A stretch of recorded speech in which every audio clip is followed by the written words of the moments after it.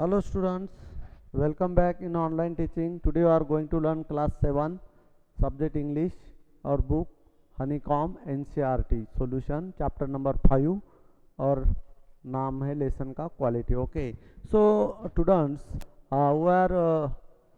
today we are going to learn today working with the text. Okay, page number है 78, working with the text. Answer the following questions. देख रहे हैं हम. What was the author's opinion about Mr. Gessler as a bootmaker? Okay, according to the author, अभी what was the author's opinion about Mr. Gessler as a bootmaker? अभी author का क्या opinion था mister Gessler के बारे में, मतलब वो कैसे थे, उनका क्या अभिप्राय, मतलब एक अभिप्राय या क्या राय थी कि अकॉर्डिंग टू द ऑथर के मुताबिक mister Gessler was the best boot maker. वो एक बहुत ही बढ़िया बुट मेकर थे लंदन सिटी में, in the city of London. Okay, he made only what was order and what he made never fail to fit. उन्होंने बनाए हुए जूते कभी ही फेल नहीं होते थे, मतलब हमेशा फिट होते थे और अच्छे होते थे. The boot made by the him were mysteriously wonderful. He was the perfect artist in this job. वो एक जो बनाते थे वो एक अद्भुत बनाते थे. माइस्टरली वंडरफुल मतलब एक अद्भुत बनाते थे, बहुत ही बढ़िया बनाते थे. He was the perfect artist in this job, और वो उनके जॉब में बड़े ही एक आर्टिस्ट, एक कलाकार थे. ओके, क्वेश्चन नंबर सेकंड देखते हैं हम. Question number second,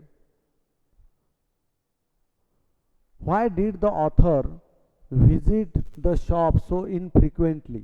okay, question number second जो है, लेखक ने इतनी बार दुकान का दौरा क्यों किया? Why did the author visit the shop so infrequently, मतलब लेखक ने क्या करते थे, वो कभी कभी दौरा करते थे. The boots made by mister Gessler lasted very longer than the usual ones. अभी उन्होंने जो बनाए थे वो बहुत दिन तक वो शूज चले थे. He didn't want new ones.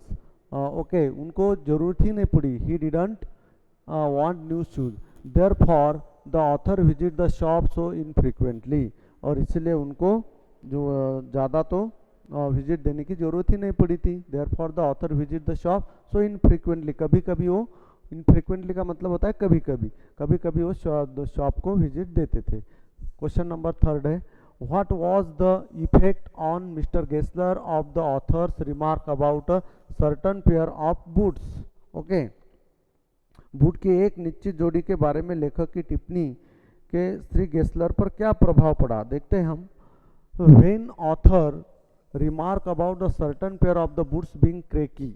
Okay, creaky मतलब एक अजीब आवाज आता था उससे. Mister Gessler look at him as if the surprise and waited for some time to let the authors withdraw or qualify his statement. Then he asked the author to get the pair back to let him check and said if he could not repair them he would take them off his bill. अभी इसमें क्या हुआ कि जब author जो रहता है वो दूसरे फर्म के शूज लेके जाता है, उसको उससे आवाज़ आती है. जब उसको पता चलता है कि वो बोलता है कि ठीक है, अगर इससे ये क्रेकी ऐसा साउंड आता है तो मैं क्या करता हूँ, कोशिश करता हूँ, कुछ हुआ तो उनको क्या करता हूँ, रिपेयर करता हूँ. Then he asked the author to get the pair. Okay, let to him check and said, और वो कहता है कि मैं उसको रिपेयर अगर नहीं होते, if he could not repair them they would take them off his bill, अगर वो अच्छे नहीं हुए तो मैं आपका बिल ऑफ कर दूंगा. क्वेश्चन नंबर 4 देखते हैं हम. क्वेश्चन नंबर 4, ठीक है. What was mister Gessler complaint against big firms? Okay, अभी बड़ी फर्मों के खिलाफ श्री गेस्लर की शिकायत क्या थी? ओके, तो mister Gessler complaint against big firms was that they got their business by advertisement, not by good work. They did not have any respect for the work they do. Every year Mr. Gessler's sale was getting less because of them, and soon he would be left with no job. अभी इसमें क्या होता था कि उसने जो बड़े कंपनियां जो फर्म थी उसने गेस्लर ने एक शिकायत लेखक के तरफ की थी। वो कैसी कि जो बड़े बड़े ये कंपनियां हैं वो एडवर्टाइज देते हैं और हमारा काम छीन लेके जाते हैं।